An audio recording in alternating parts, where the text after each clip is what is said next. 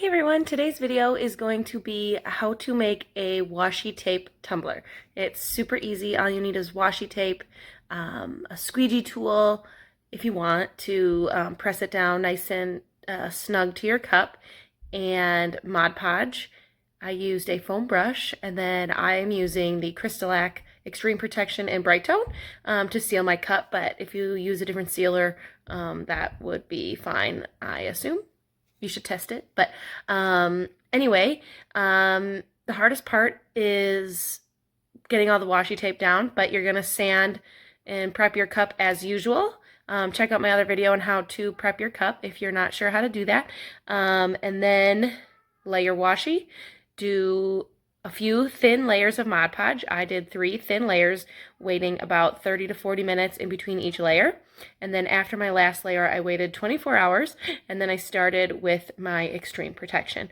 So, hope this helps, and I hope you like Harry Potter.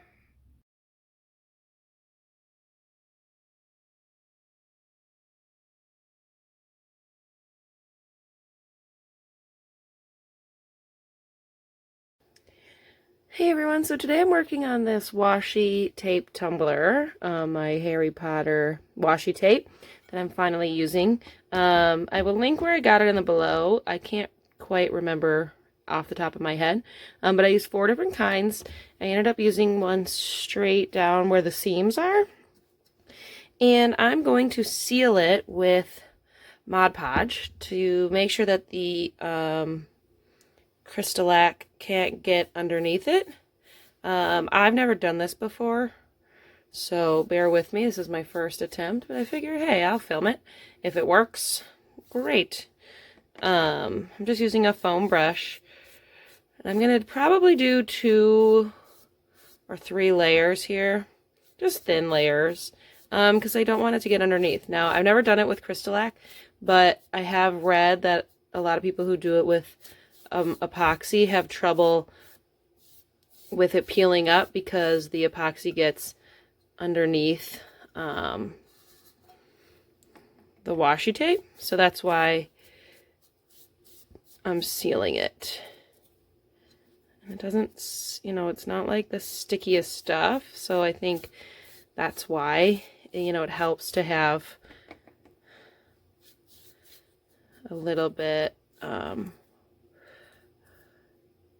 over the top, so you don't have to worry about that. I'm going all the way to the edge, so it can be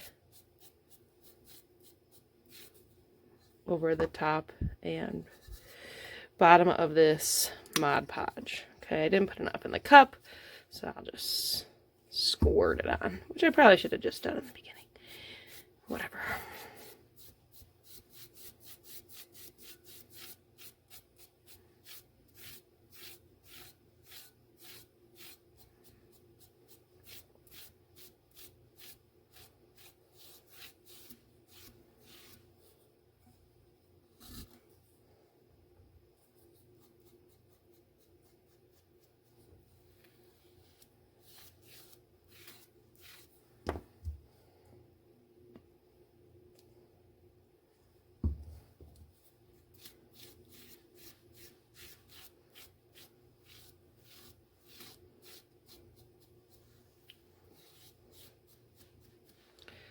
Alright, I'm going to let this dry for probably about 30 minutes, and then I'm going to do another coat. I don't know how many I'm going to do yet, probably 3, just to be safe.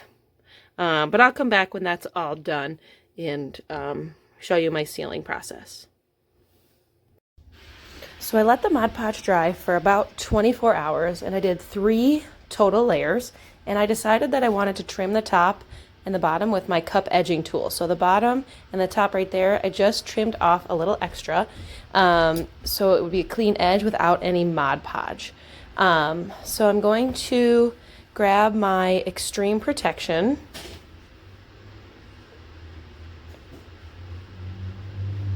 right here, Extreme Protection, and do probably 3 layers.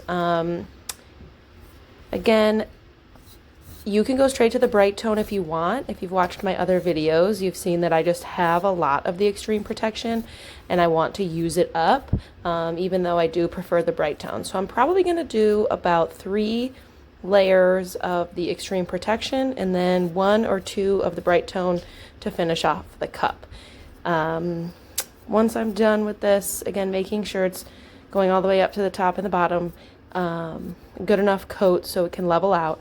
Let it spin for an hour or so, and then let it dry for a total of 4 hours before I move on to the next coat. Remember, it only has to spin for about an hour, then you can move it to a drying rack, and you wait anywhere, about 3 to 4 hours between coats. I usually go closer to 4. So I'm going to go ahead and finish up all of those coats, and then I will come back once I am done with those, since you guys don't need to watch me do this over and over and over. All right, so I'm almost done with this cup. I've done 3 layers of the extreme protection. What I'm going to do is take my 400 grit sandpaper, and I'm going to give it a light sand. There were a couple bubbles that formed on my last layer, so I just want to sand so I can get rid of those.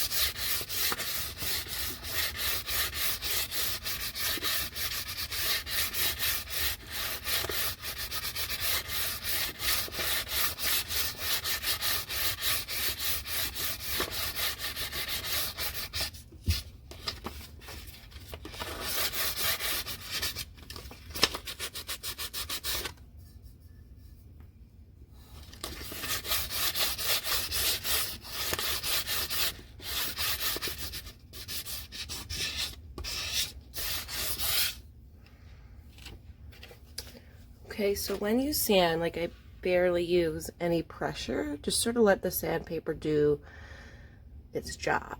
I'm going to rinse it down with water and let it dry, and then I will be right back. Okay, so I have 3 layers and I just did a very light sand, and now I'm going to move to my Brite tone where I'm going to do 1 or 2 coats to finish off this cup. Just a reminder that every coat needs to dry for about 3 to 4 hours, but it only needs to turn for like 1. So you can move it off your turner and open up space for a new cup after about an hour. Okay, the Brite tone is what's really going to get you the shine that you're looking for. It's beautiful. It goes on a little bit thicker, so again, you could just use the Brite tone for the entire process of your cup. I use it in conjunction with the extreme protection, mostly because I ordered a bunch of it, and I don't want it to go to waste. Otherwise, I think I would solely use the Brite tone if I didn't have it.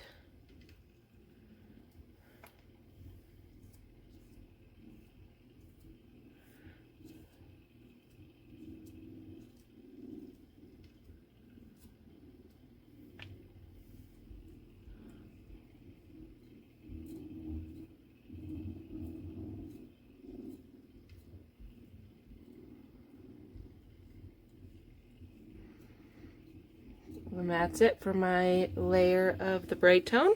Super quick to put on. I'm going to let it spin for an hour, dry for about 3 to 4, maybe longer, depending on when I can actually get back in here. And then after I probably think I'm going to do 2 layers, the cup will be done. Okay, cup is finished. Look how shiny that is. So I ended up doing 3 extreme protection coats, sand, and then 2 Brite tones to get this beautiful, beautiful cup.